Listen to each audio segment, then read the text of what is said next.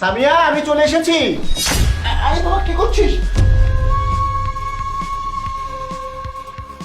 বাবা কিছুক্ষণ তুমি এভাবে থাকো। আরে নীরব বাবা, এসব তুই কি করছিস? কি চুপ করে দেখো না আমি কি করি। আমি তোমাকে একটা সত্যি কথা জানাতে চাই। আরে কি এমন সত্য কথা যে এভাবে জানাতে হবে?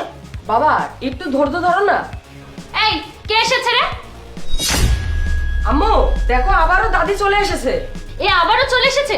আমি না এর মতো নির্লজ্জ আমার লাইফে আমি একটাও দেখিনি। আমি কালকে ওকে মেরে মেরে গ্রামে পাঠিয়ে দিয়েছি, আজকে আবার চলে এসেছে। আর তুই তোর দাদিকে বাসায় ঢুকতে দিয়েছিস কেন?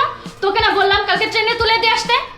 আম্মু আমি তো কালকে দাদিকে টেনে তুলে দিয়ে এসেছিলাম, কিন্তু জানি না আজকে কিভাবে আসলো। তুই জানিস না তো কে জানে? তুই জানিস না আমি এই মহিলাকে দু চোখে দেখতে পারি না? যখন ও এই বাড়িতে আসবে তখন আমাকে দিয়ে কাজ করাবে। আমি এই বাড়ির চাকর নাকি? আর ও ছেলে তো কোনো যাই আসে না, নিজের অফিসে গিয়ে ডিউটি করছে। দেখ বুড়ি, তুই যদি আজকে এখান থেকে না যাস না তোকে আমি মেরেই ফেলবো। আম্মু দাদির বয়স হয়ে গিয়েছে, চলে যখন এসেছে এই বয়সে আর কোথায় যাবে, এই বাড়িতে থাকতে দাও। আর এমনিতেও তো তুমি যে পরিমাণ বকাঝকা করো, 2 বেলা খেতে দেবে, খেয়ে এক কোণায় চুপ করে বসে থাকবে। এই চুপ কর তুই। ছোট মুখে এত বড় বড় কথা কোথা থেকে আসে তোর? তোর যদি এই বুড়ি বুড়ি এত দরদ হয় না তাহলে তুই এই বাড়ি থেকে বের হয়ে যা। এই বাড়িটা তো দাদির, তাই না? এই বাড়ি ছেড়ে দাদি কোথায় যাবে?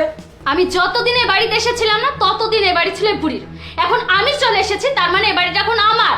আর এই বুড়ি, তোর লজ্জা নেই? তোকে এত বলার পরে মুখ উঠিয়ে এই বাড়িতে চলে এসেছিস?